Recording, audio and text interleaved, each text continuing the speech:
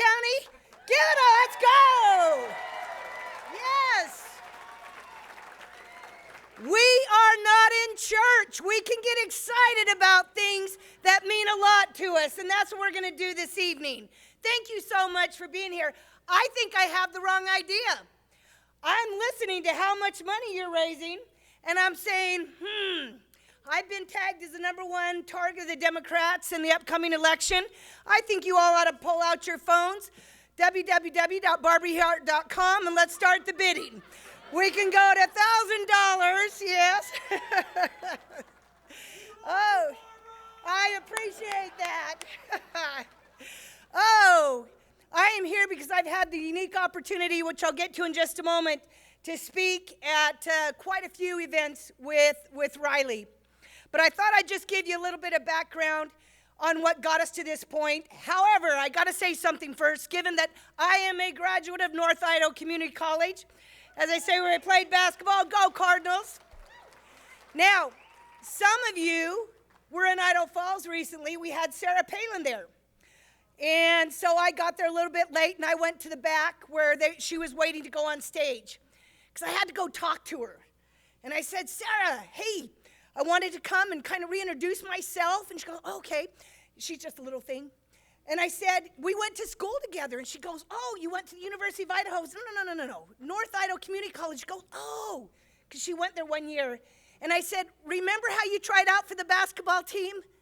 She said, yeah, and how you didn't make it? I said that. People are like, you said that too? I said, yeah. I said, but Sarah, it worked out. You became the governor, and I went on to coach women's basketball for 15 years. It all worked out. So, but I will say this, one thing about ranked choice voting. Ranked choice voting is voting until the winner loses. We've got to stop it. We've got to stop it. Yeah. So, let's start with where we are right now with the Fairness in Women's Sports Act. As you know, recently the Ninth Circuit finally had a decision. And the Ninth Circuit decided to keep things as they were, that they were not going to change the injunction, and that boys can compete with girls in the state of Idaho. Now, the ACLU jumped all over that because the ACLU thought that was a great big victory and, wanted to kind of put the day, we put out a press release right after that. The ACLU didn't win. They didn't win anything. We knew at the Ninth Circuit, the most overturned court of appeals in the nation, we knew what they were going to do. What I was glad about is the federal district court had sat on that legislation forever. Then the Ninth Circuit was sitting. I didn't think we were going to get it out, but guess what? We now have it out. It's going to an in-bank where we're appealing to the Ninth Circuit as a whole. And then I am telling you, this piece of legislation, what I said from day one in 2020, it is headed to the Supreme Court of the United States. But first things first, let me tell you a little about this legislation. In 2018, I had just served one term. I'd been appointed. And we're in the process now of running. And it was actually this time of year. It was a Sunday evening. And I'd been posting about what was happening in Connecticut with our Connecticut girls. And I'm walking on a Sunday evening in deep contemplation. And true story. And you'll see how we tie this in the end, especially with Riley. I was in deep contemplation. And I was thinking, praying, speaking with my Heavenly Father, and just thinking, this is not right. Why doesn't someone do something about this? And I'm telling you, one of the true spiritual moments I've had, it came very clearly to me. Barbara, you need to do something about this. You are a legislator. You spent 15 years coaching Division I basketball. You were a Division I athlete. You need to do something about that. And that, yeah.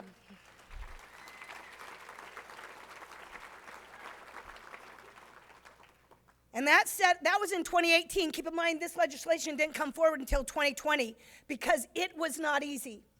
I contacted like 12 to 15 pro-family groups and trying to find a path forward. We had blocks in the Idaho High School Activities Association trying to find a path forward there until we found, I happened to get in touch with Alliance Defending Freedom. They have been amazing. They have been behind so much that has happened in these states. And they helped find a path forward with, no, we've had a concussion scenario where the legislature inserted itself. So we found that path forward. But we kept going. Finally, Alliance Defending Freedom said they'd help me. They helped as we crafted that legislation, because I went to our LSO 4 times asking them to help write legislation. Every single time they gave it out for the boys. I'm like, no, they're boys. They're boys. They don't get that opportunity to take our spots. You see, one thing, I don't know how many of you in this room experienced what I experienced, but when I was growing up in the 70s, people would ask me, Barbie, what do you want to be when you grow up? And I would literally tell them that I wanted to play sports, and I promise you I was told, that's not what girls do. But in 1972, as an 8-year-old, unbeknownst to me, Title IX was passed. It literally changed my life. Literally changed my life. And no doubt changed many of your lives. And now that's being turned on its head. And so as we went forward, as we brought that legislation forward, by the way, I announced it in 2019 when we were at the Supreme Court in D.C. with Doreen Denny here of Concerned Women for America. Keep in mind, she just moved back to Coeur d'Alene. You guys need to know who she is. She's awesome. Yes, truly, truly. They have been with us every step of the way. And so as we brought that legislation forward, Riley has had far more disturbing tales. But I'm telling you, I didn't know what was about to happen. As the hearings were being held, when they ended the first one, I had people, the police came out and surrounded me. I had people jumping out over the pass trying to get to me, trying to grab me, yelling that, death threats, saying I had blood on my hands. I had to have police escorts. I had to have that a couple times when I was at the Capitol.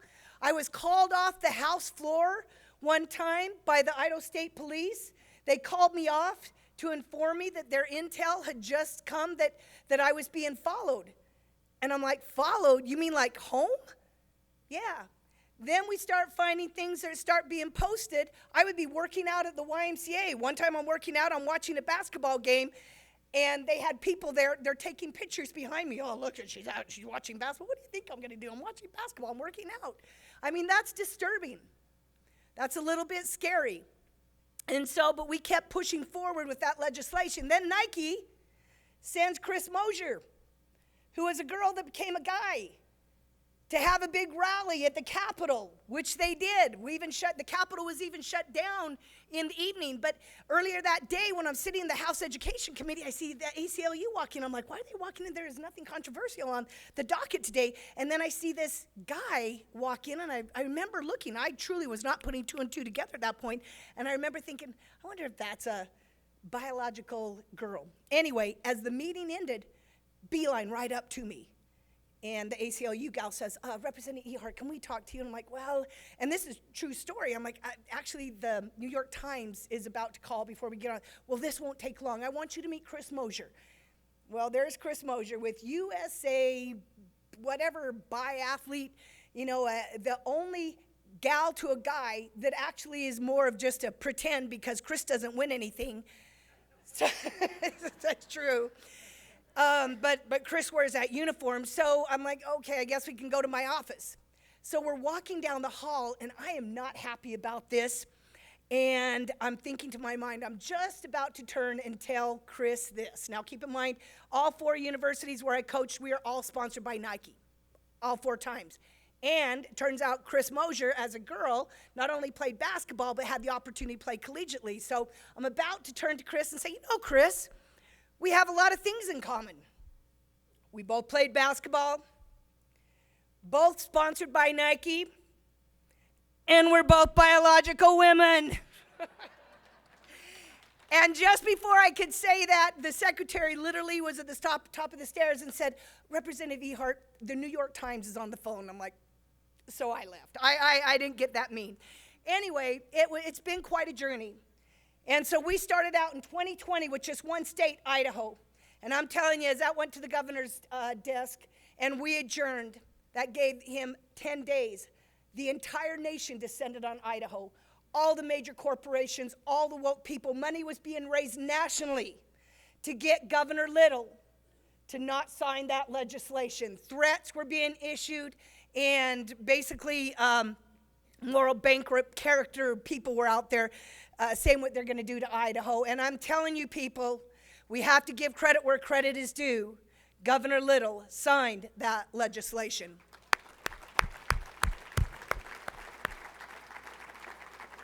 The next year, in 2021, we had 7 more states. Now 8 states had signed. And in 2022, we made it all the way up to 18. And it was in 2022 and January 23rd where I first had the opportunity to meet Riley as we were celebrating the 50th anniversary of Title IX. It was a phenomenal event. It was awesome. But what Riley didn't know, and what was so impressive to me, is earlier that year during session, I was flown out to the NCAA Swimming Championships of March of 2022. We went out there to protest and have a press conference that I was asked to speak at. ESPN, they were all there. And we watched those young women walk in and out, some with their parents, trying to talk to them. You know, Beth Stelzer was there with her flag that said, woman, adult, human, female. That same sign hangs in my office. I know what a woman is. Do you know what a woman is? Yeah. Yeah. But getting back to my original point, when I talked about Heavenly Father literally put this in my path, no doubt. Spoke to me, laid things out. It was so hard, and it finally came into place. To see when we were out at the swimming championships, I watched Leah swim. I watched Leah win. And then, you know, there's a lot of things we could do in talking about Riley. You probably heard half of them. What's his name? Riley, ESPN wannabe, used to be? Keith Olbermann. Man, he has a way of opening mouth, inserting foot, and when you probably all now know about Riley's accomplishments when he said she wasn't a very good swimmer. Riley, that had to be the best video. Oh, thank you, Keith, and she just, all those accomplishments just rattles them off. But that's not even it, friends. See, to step into this arena, we were doing with our coalition, Alliance Defending Freedom, Family Policy, Concerned Women, you know, Radical Feminists with Wolf, no doubt leaving people off, Heritage Foundation. We've been battling as best we could, but we lacked something. We lacked something that only the Lord could give us, honestly. We lacked somebody to take up the mantle. Actually, an athlete. We had athletes sign on. You know, we had 2 brave gals from Idaho State, tracksters, that had to run against June Eastwood. But Riley stepped up and on her own started questioning, what the freak is going on? This isn't right. This isn't right. Yes, yes.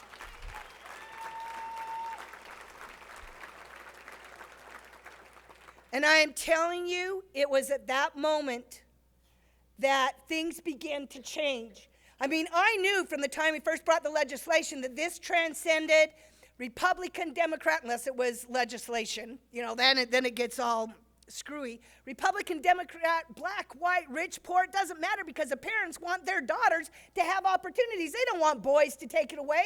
We're all in that. And you know what?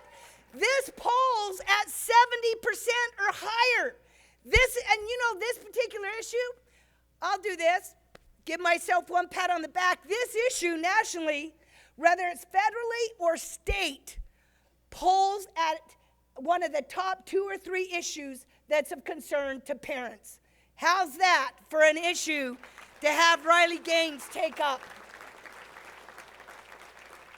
So when Riley decided to get involved, to speak up, and I'm sure it was scary, it has been amazing to see the Lord take somebody who is actually pretty polished.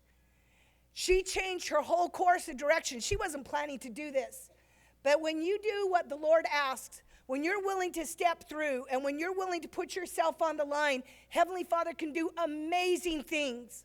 And I'll tell you this, not a single one of us in here, as hard as we want to fight to change things, keep our Constitution strong, keep our traditional family values, none of it's going to happen without the Lord's help.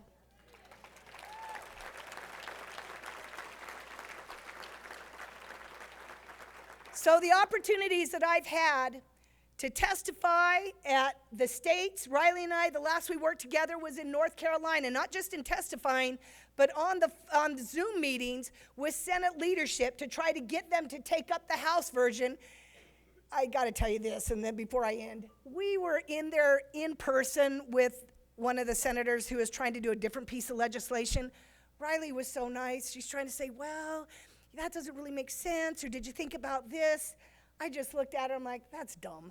No, I'm like, no. And we were finally able to get that turned around, and so North Carolina became the 23rd state in the nation to pass the Fairness of Women's Sports. It's a blue blood state. It matters. People, we are going forward. We are not going to be stopped. We can't depend on the federal government. Obviously, we can't depend on the Biden administration to do anything that remotely resembles traditional family values, religious values, constitutional values, but we don't need them. States' rights, 10th Amendment, state sovereignty, take it back. Ladies and gentlemen, there's so much I could say about Riley, but I'm going to ask you to do this. I'm going to ask you to stand. She has put herself on the line, literally. Please stand up, and let's give an Idaho welcome to Riley Gaines. I hate going after you.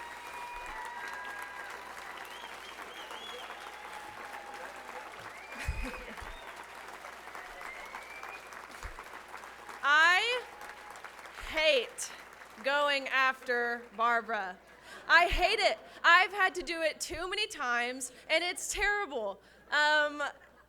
Truly, she is the greatest, hands down.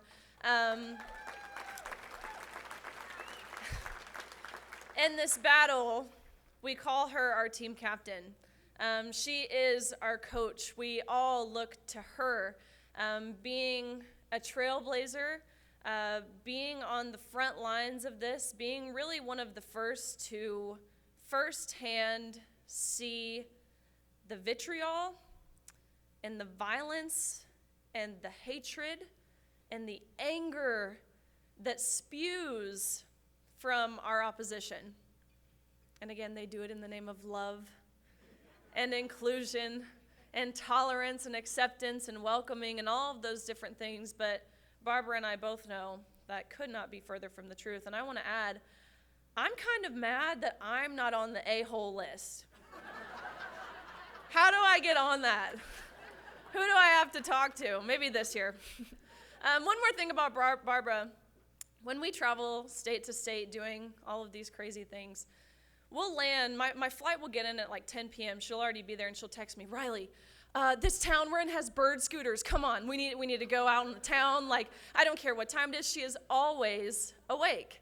At all hours of the day, it blows my mind. I thought I was supposed to be the young one who can like hang. I cannot hang with Barbara, as you guys probably noticed by how just enthusiastic and awesome she is. But one more shout out to Doreen up here. She has been just as involved in this fight. She's with Concerned Women for America. The work they do, the work Doreen has done, being on the ground at that NCAA championships, Barbara alluded to it. We talked amongst ourselves and my teammates and to my family, kind of in these whispers of like, oh my gosh, can you believe what's happening? You know, look at this Goliath of a man. It was whispers though. Anger and frustration and these grumbles. But when we saw people protesting with their signs, slowly but surely it gave us courage. It really did. I don't think you guys give yourselves enough credit for how that inspired us and me in particular. So thank you to the both of you.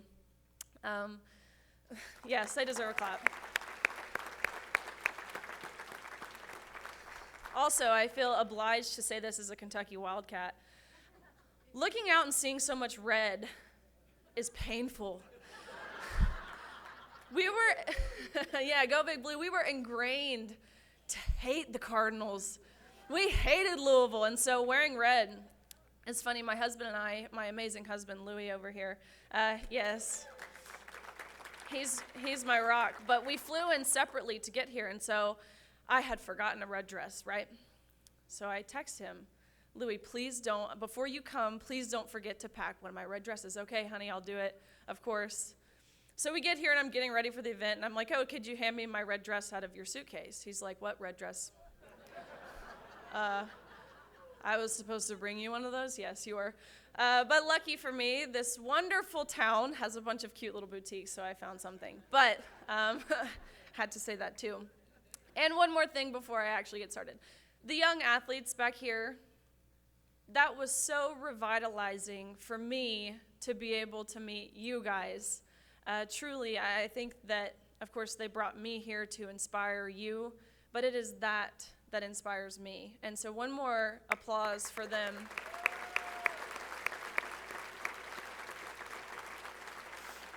And of course for Kathleen, who was so generous in supporting this. It's really amazing. Actually, one more thing, because before I actually get involved, I would be remiss if I did not say that I am truthfully extremely disappointed in Republican leadership, especially from women in these past few days.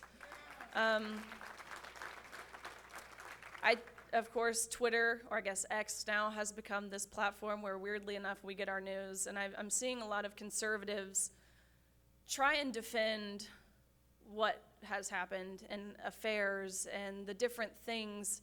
That is inexcusable. Myself, as a Christian, these people are elected to represent us, and that does not represent me. That does not represent family values. That does not represent Christian values. And so I wanted to be the first to really say that the female leadership in our party over the past few days was extremely disappointing, to say the least. But enough about that. A little bit about me. I graduated University of Kentucky last year with my degree in human health sciences and health law. And I had every intention upon graduating to go to dental school. I had scored in the top percentile of the DAT, which is this pretty miserable 4.5-hour-long test to get into dental school, covering organic chemistry and biology, weirdly enough, math, reading, all of the things. And so scored in the top percentile. I had accepted my seat, put my deposit down to get in, or to go to dental school. But I realized the quickest way to make God laugh in your face is to make plans for yourself. He very clearly had different plans for me. I saw what was at stake. I saw experiencing what I experienced, seeing, again, how we all felt, knowing those who came before me who fought relentlessly for Title IX, and of course that next generation of female athletes to come who don't yet have a voice or who don't yet understand the implications this will have on them and their opportunities. Who was I to really deny the direction that God was taking me in? And so, but all that to say, it would have been really easy for me to ride off into the sunset with my really cute 6'4" British husband, who now, living in Nashville, has this really cute like Southern twang to his British accent. So it's pretty cute. Would have been really easy for me to ride off into the sunset with the plans that I had made for myself. But about my swimming, grew up in Nashville, Tennessee, as I said, so I totally agree with you, Sheriff Norris. We need more cowboy hats and less man buns, for sure. But I grew up in Nashville, Tennessee. I started swimming when I was 4 years old. Of course, I graduated when I was 22, so I dedicated 18 years of my life to my sport. I met some amazing swimmers, one from Stanford, which of course Stanford is one of the highest level swimming schools. I know she understands the amount of work that you put in, the dedication, not to mention the sacrifices that you have to make. It's a lifelong journey, and it's impossible to put into words. Middle school, you're practicing before school, then you go to school, and then straight from school, you go back to practice. Straight after practice, you come home, you eat your dinner, you do your homework, you go to bed. You wake up, you do it all again the next day. Same thing in high school, of course. You don't get to go to prom. You don't get to have sleepovers with your friends on Friday night because guess what? You have practice at 6 a.m. on Saturday morning. You don't get to go on family vacations, none of that. But of course, we were willing to do that. We knew we had to do that to be able to compete and be successful at the highest level. So I was very fortunate. My junior year of high school, I was pretty heavily recruited. To be totally frank, I could have gone anywhere in the country that I wanted to go. But I'm extremely biased, and I think the SEC is the best conference by far. Sorry. My dad played in the SEC, my mom played softball, all my uncles played in the SEC. So I knew I wanted to be an SEC athlete. But truth be told, I thought I was going to be a Florida Gator. Always, my whole life. Hopefully the people in this room can agree. At least it's not University of Tennessee. Can we all agree that we don't like them? Yeah, we never sang Rocky Top in my family. So, thought I was going to be a Florida Gator. Took my trip there, and I didn't get that feeling that I was told you're supposed to get. Everyone told me, when you go to that football game on your official visit and you hear the fight song, you'll get chills. And I didn't get those chills. Maybe it was this weird gator chomp they were doing. I don't know, but I didn't get it. So I kept taking my trips, Georgia, wherever else. But this University of Kentucky coach kept pestering me. And I never responded. I'm like, I don't want to go to Kentucky. Why does he keep messaging me? I'm not responding. But weirdly enough, my boyfriend at the time, who's not my amazing husband now, my boyfriend at the time was a lifelong Kentucky fan. And so they were offering me, we'll take you to a basketball game, whatever you want. And this was before Kentucky was losing to the Peacocks or whoever we lost to in the NCAA tournament a few years ago. So I thought, okay, sure, we'll go. I'll just kind of take advantage of this coach. It'll be a cool Christmas gift for my boyfriend to go to this basketball game. But oh my gosh, those chills you get when you hear the fight song, I got them there. I fell in love with that coach. Still to this day, he's my best friend. He was a pest at the time, but I couldn't be more grateful for him. The team, the resources that they poured into you outside of just athletics, your academics and your service and things that mattered to me. And they weren't a top swimming school. I wouldn't even say mediocre swimming school. But suddenly that didn't matter to me. So on a whim, didn't even tell my parents, I committed to University of Kentucky. But as I mentioned, I couldn't have been more grateful for that experience. So I get there. I get to UK. And I thought I worked hard before, and I was wrong. This was a different kind of working hard. We were practicing 6 hours in the water every single day, swimming almost 10 miles every day. So I could eat whatever I want. I could have eaten any of those desserts, probably all of those desserts. And it wouldn't have mattered. Now that I'm not swimming, I have to watch what I eat. This raspberry cheesecake over here is really good. But 10 miles in the water every single day. Again, not to mention the weight room sessions or the stuff we did outside of the pool. That was merely just the time we spent in the water. 3 of those hours being before 8 a.m. So you practice from 5 a.m. to 8 a.m. Same story. Go to class, you come back, you practice from 1:30 to 4:30. We ate dinner at old people time because we were so hungry at 4:45. Then, hey, but not here. It's late here. It's 9 o'clock. So you guys aren't old. Except, Barbara, you kind of dated yourself when you said you were 8 years old when Title IX was enacted in 1972. I'm just kidding. Well, I'm not just kidding. But, okay, so she's actually like 14. But anyways, it was a lot of work put into it, of course. But anyways, freshman year was a lot of adjusting. It was a lot of kind of getting acclimated. I was still improving. I was still accomplishing things, but I knew I was capable of more.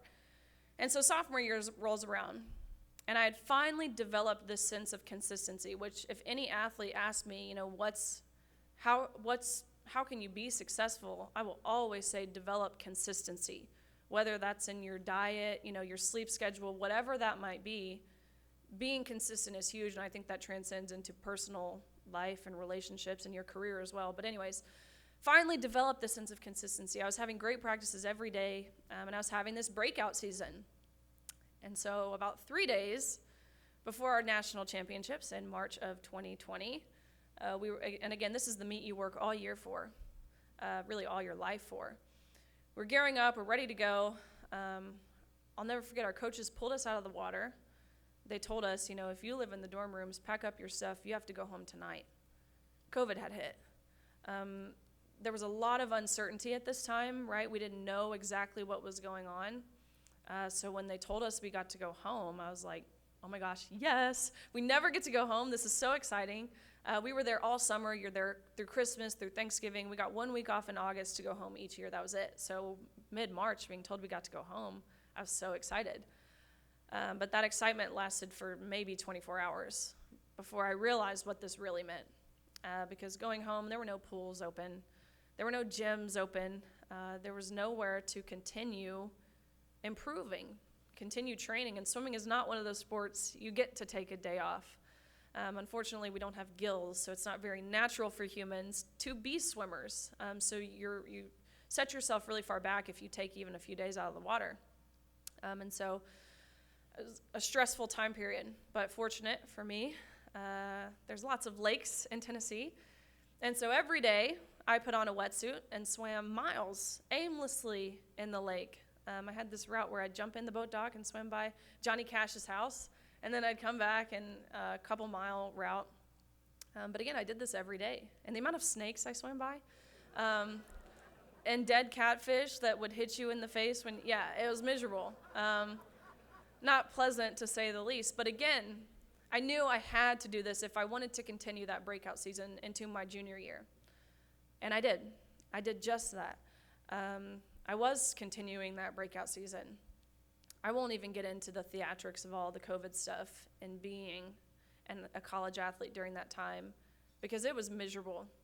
The coercion, which now I'm realizing the parallels, the coercion and the manipulation to try and get us to get the vaccine, how they told us we would be hurting our teammates if we didn't. You'd be hurting yourself, you'd be hurting others. It's the exact same tactics they use to try and get us to stay quiet in regards to all of this stuff, which I'm glad, especially now, to say I stood my ground and I called BS when I saw it, and I said, I'm not getting the vaccine.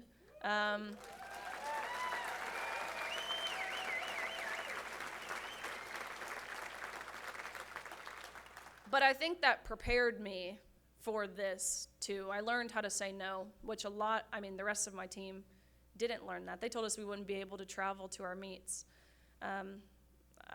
Me being their best swimmer, I said okay, and of course I traveled to the meets. I realized that mandate or mandatory does not mean law, and I think that's something we should all realize here moving forward. But anyways, outside of the COVID theatrics, which is a whole different story, my junior year I continued this breakout season, and ultimately this was when I was voted team captain. University of Kentucky, as I mentioned, we were a mediocre swimming school before. We had won our first ever SEC title, meaning we beat those stupid Florida Gators and the Tennessee Vols, either way. We won our first ever team title. I won my first individual SEC title. Ultimately this year I ended up placing 7th in the country, which I was proud of. To be top 8, you're an All-American. It was a pretty high honor. But it was right then and there that I placed 7th that I knew my senior year I had a goal of winning a national title, which would, of course, mean becoming the fastest female in the country in my respective event. And so senior year rolls around, and I'm right on pace to achieve that goal. About midway through our senior season, so about November of 2021, I was ranked 3rd in the country, trailing a few 100ths or tenths of a second behind the girl who was ranked 2nd, who I knew very well, because like in most sports, your top-tier athletes know of each other, regardless of where you compete in the country, because you've grown up competing against each other. So I knew the girl in 2nd very well. But this person leading the country by body lengths, I had never heard of before. I just watched that happen. Let's get suspense here, right? As if we don't know how this story turns out. But I had never heard of this person before, and this was the first time I became aware of a swimmer named Leah Thomas. And so there was a lot of red flags at the time. Keep in mind I hadn't seen a picture of this person, or else I would have known what was happening. But I just saw this name, Leah Thomas, and I saw this was a senior from University of Pennsylvania, which isn't a school that historically produces fast swimmers. leading the country by body lengths, ranking at the top in the 100 freestyle, which is a sprint, and all of the freestyle events in between until the mile, which is, of course, long distance. And for those of you who don't understand swimming, think about this in terms of your Olympic runners. This is like saying your best 200-meter Olympic runner is your best ultra-marathon Olympic runner. They're totally different systems, but that's what we were seeing in this person. And so I'm talking to my coaches and my teammates and my family, who is this? I don't know. We had no idea. Until an article came out. This was an article that kind of briefly recapped the results of mid-season, where everyone stood in the country national rankings. And this article came out. And it very briefly disclosed, I'm talking in a blip of a sentence. It says, word for word, Leah Thomas is formerly Will Thomas and swam 3 years on the men's team at University of Pennsylvania before deciding to switch to the women's team, and then carried on. And so my coach, who of course knew my goals, sent me this article, the link to it, and he said, you need to read this. And I read it, and I read it again and again. And of course I was so shocked because this is never something I thought would have happened. I figured there were rules in place. Actually, no, I didn't, because I didn't think you would need rules for this. I never imagined this would happen, so of course I was shocked. But really, I felt this sense of relief when I read this, because I thought, oh, this makes sense. This person actually isn't a threat to me winning a national title, because there's no way this person will be able to compete with us. There's no way. Maybe it just hasn't been addressed yet, but the NCAA surely will. And what furthered my sense of relief is I went to look up who Will Thomas was, because I was curious, was this a lateral movement? Was this someone who went from ranking first against the men to now continuing to rank first against the women? Which is, of course, not what we saw. We saw this was a mediocre man, at best, ranking 462nd the year prior when competing against the men. But again, that's why I felt relieved, because I thought the NCAA would see it how I saw it, and how, again, my teammates, my competitors, my coaches, my family, how anyone with any amount of brain activity would probably comprehend this. Again, nothing opinionated, nothing hateful. What was on the paper in front of us, this person went from 462nd to a year later dominating the women. That doesn't happen in our sport, really in any sport. I thought the NCAA would see it like that, but they did not. They saw absolutely nothing wrong with it. And so about 3 weeks before our national championships in March of 2022, they released a statement saying Thomas's participation with the women is a non-negotiable, is the verbiage they used. And so I got to personally witness and really feel the effect that this infringement, this injustice had on myself and my teammates and my competitors. And I don't claim to speak for every single person on that pool deck. I know I don't.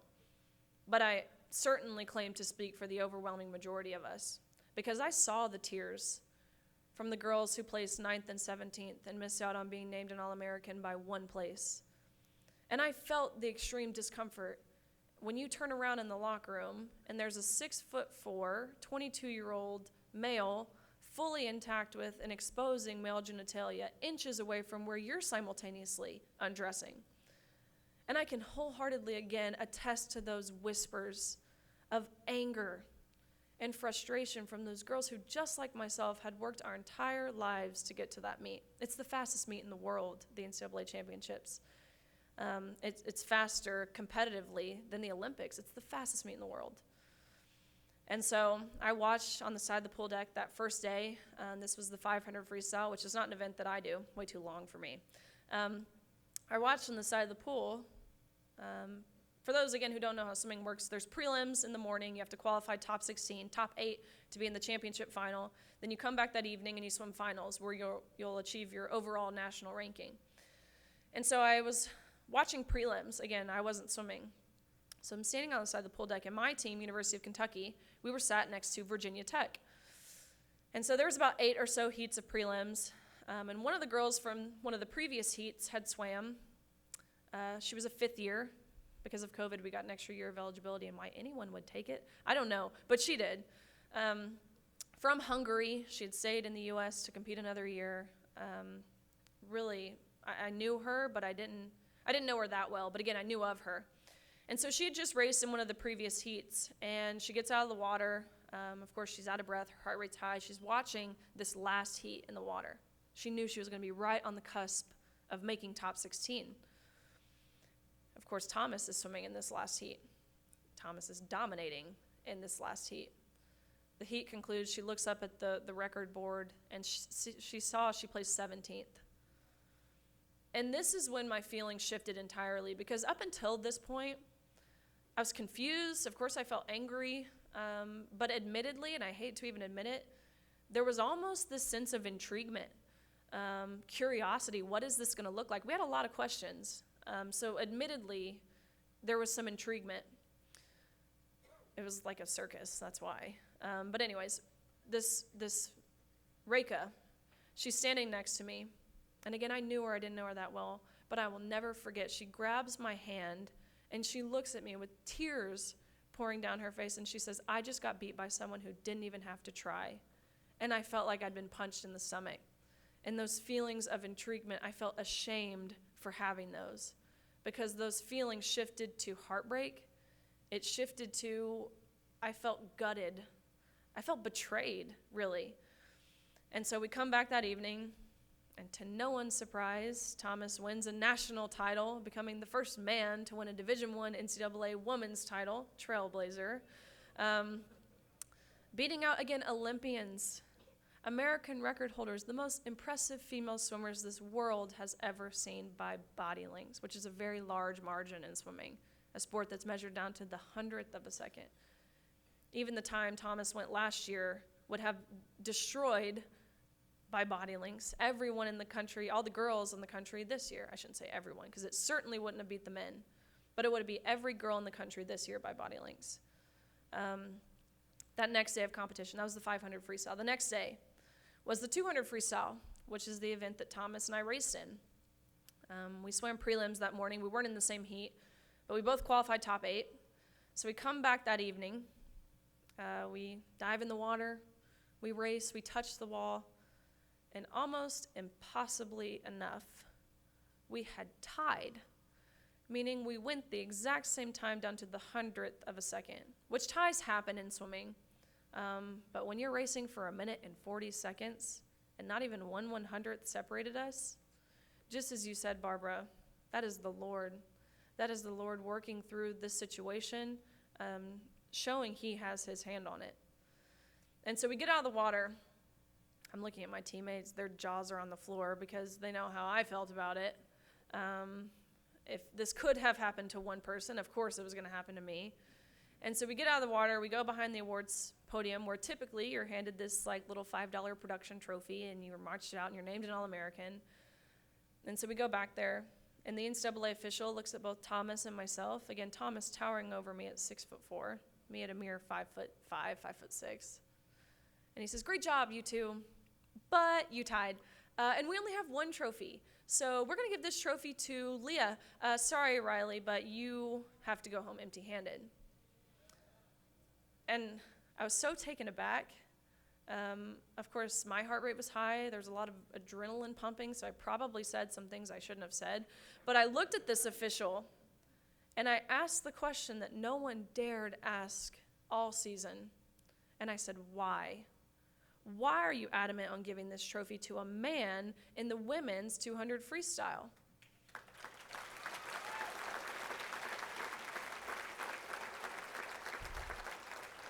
I told him, I know we tied. I know, we don't necessarily account for ties, but what's your rationale here? And he wasn't prepared to answer this question.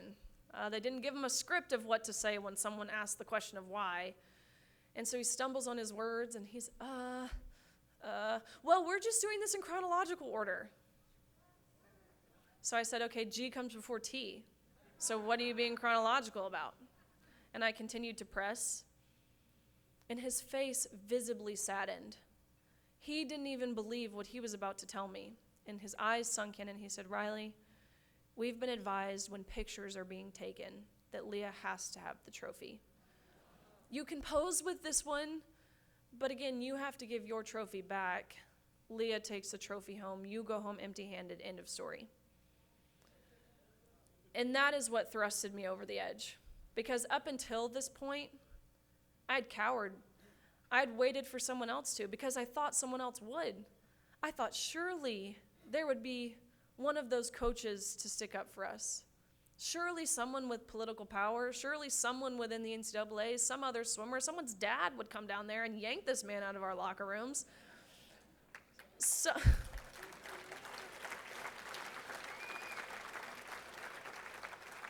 I thought surely someone who was supposed to be protecting us would protect us. And I realized that was naive to think.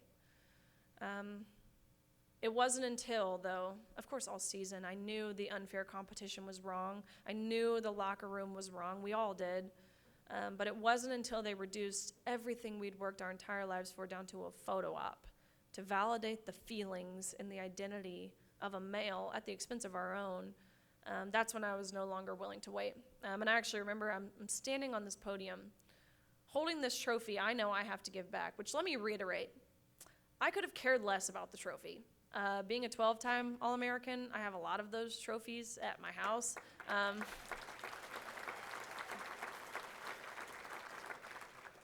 It wasn't about the tangible object of the trophy. It was the principle behind what was happening. But I'm standing on the podium, sharing it with a man, knowing I have to give my trophy back. And I had this realization, and it's like it slapped me across the face. We are standing on this podium, smiling and applauding our own erasure. We're applauding our own demolition, and we expect someone else to jump in and save us. We can't expect someone else to save us if we as women aren't even willing to save ourselves. This has to come from us.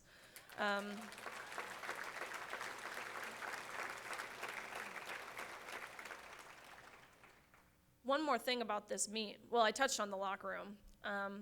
If I had to see it, you guys at least have to hear about it. First of all, we were not forewarned we would be sharing a locker room. No one told us that. There was no prior announcement. We didn't have the opportunity to make other arrangements for ourselves if this is something we felt uncomfortable with. The only time we became aware, again, we would be undressing next to a 6'4". Wikipedia says 6'1", by the way. Wikipedia is lying to you. A 6'4" man, 22 years old, fully intact with an exposing male genitalia.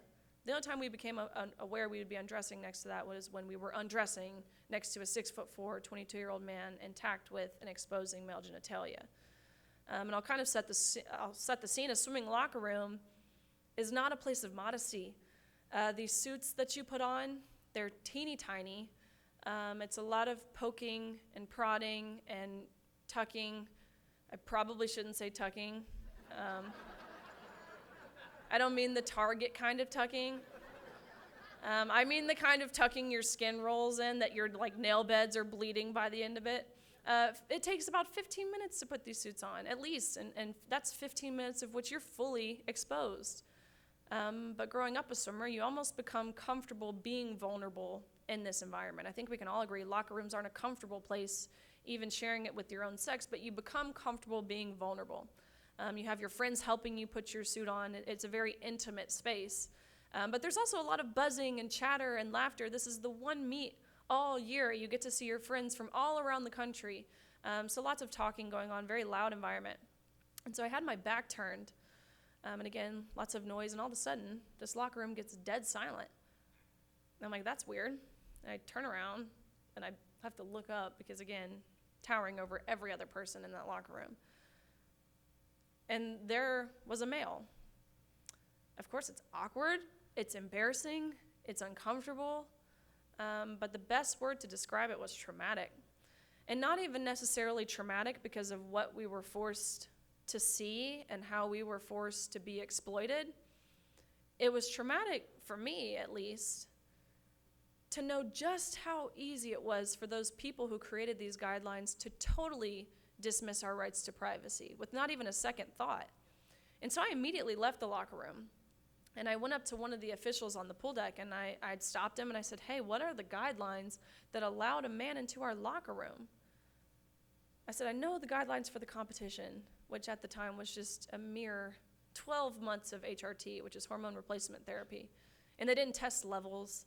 They trusted Thomas's doctor that he had been taking HRT for 12 months. And let me be the first to say 12 months of HRT, there's no amount of HRT that can mitigate male advantage, but 12 months of HRT is quite literally nothing, as of course seen by the results.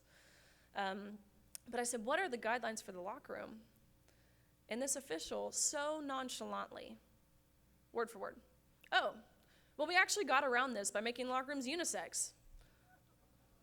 And the first thing that came to my mind, okay, by admitting you had to change the rules, you're admitting this isn't a woman, right? You realize that. You're admitting there's something different about this person than the rest of us, so different that you had to change the rules to legally allow it, right? And secondly, unisex. So any man, any coach, any official, any parent, to be totally frank, any pervert who wanted to would have had full access to that space, and bare minimum, we weren't even told about it. So that's what the locker room looked like. And one more piece about this meet, which I find incredibly interesting, and naturally that the media has done a terrible job of covering. At this same meet where we had Leah Thomas, who of course is a male transitioning to a woman, we were told we had to use she, her pronouns when referring to this person and fully treat this person as a woman. At the same meet, the same national championships at Georgia Tech, we had another athlete who was transitioning. But this athlete was a female transitioning to a man. And we were told when referring to this person, went by the name of Izzy, now goes by the name of Isaac from Yale. What's up with the Ivy Leagues? I thought these were supposed to be places of higher education, and now you guys are getting lectured by a blonde from University of Kentucky. Isn't there like a joke about that somewhere? At this same meet, Izzy, now Isaac, female transitioning to a man. We were told we had to refer to this person using he, him pronouns and fully treat this person as a man. Picture this, okay? It's the 100 freestyle finals, so the top 8 swimmers in the country. And you have a 6'4" man in a woman's swimsuit with a bulge. Sorry, again, I had to see it. You guys have to hear about it. Next to a woman swimming only in a Speedo. It was like the Twilight Zone. If real people weren't being hurt in this process, it would be funny. It's like a South Park episode, but real life. Seriously, there's a woman in a Speedo next to a man in a women's swimsuit.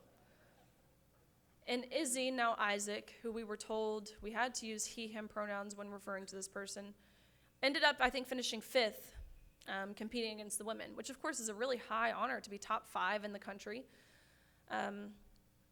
Now, Izzy/Isaac, she is competing with the men.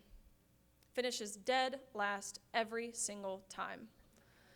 And I don't say this to be funny. The only meet I watched of hers this year, the only male swimmer she beat was a male swimmer with one arm. Again, it's literally a Babylon Bee headline, but real life. But again, I say that to say, if we were really basing this off gender identity, like the Biden administration is so desperately pushing for, if we were really basing it off of that, then why did we have Izzy competing with the women? And I can answer that. I think everyone in this room can answer that. And it's because Izzy, now Isaac, would never and will never be able to compete at that same level with the men. And that has been proven. After all of this, I think we can all agree swimming is not a sport that garners media attention, but there was a lot of attention at that meet, which, might I say, was a huge distraction from what we were there to actually do. But left-leaning reporters, right-leaning, everything in between, and they were desperately hoping someone would give them an interview, someone would give them a quote. They were finding our name on the heat sheet and then reaching out to us through social media, through our parents' emails, whatever way they could think of to contact us, to which everyone. We had been advised at University of Kentucky to send all media requests to our sports information director and to not respond to any of them. with the threats of, remember who you represent. You signed a scholarship giving us full access to what you do when you wear our university on your cap or on your suit. So you're not allowed to comment. That's what we had been told. We had to go to media training. For the first time in 4 years at University of Kentucky qualifying for NCAAs, they forced us to go to media training this year. Whereas a 21-year-old college senior, they're teaching me how to use she, her pronouns. I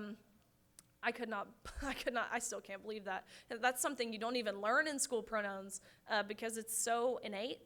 It's so inherent. They were asking us to throw away logic and common sense, which you all know. But anyways, I had decided to ignore my sports information director, and I remember calling my athletic director, Mitch Barnhart, at University of Kentucky. In terms of athletic directors, he's very well respected. He's been at University of Kentucky for over 20 years. He serves on all the different boards and governing bodies and all of those different things, and he's an amazing guy, and we had a great relationship. And so before I took a public stand, I really didn't want to paint my university in a bad light because I loved UK. And so I called Mitch Barnhart and I said, hey, this is what happened. This is how we feel. And when I say we, I mean my entire team at University of Kentucky. Because being a captain on that team, I made sure to facilitate this conversation. And of the 40 girls on our team, 38 of them felt the exact same way that I'm speaking to you guys. So I said, this is what happened. This is how we feel. How do you feel if I take a public stance acknowledging that this is wrong and harmful? And I'll never forget, he said, Riley, I love you. I support you. Stay true to your heart and speak your convictions, and don't worry about painting this university in a bad light because we're behind you. And I thought nothing of it.